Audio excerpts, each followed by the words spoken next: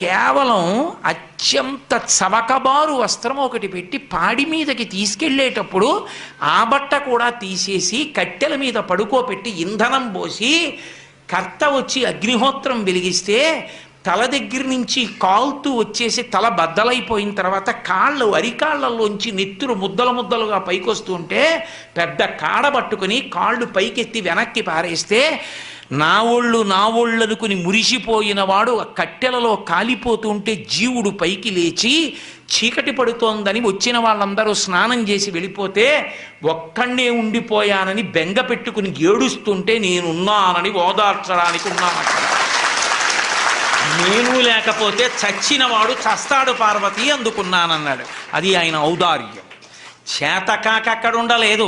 అన్నవాడిని ఓదార్చకుండా ఉంటే తెలిసి వస్తుంది వాడికప్పుడు శివుడు శ్మశానవాసని విమర్శించడం ఏమిటో కాదు. అసలు మీకు ఒక యథార్థ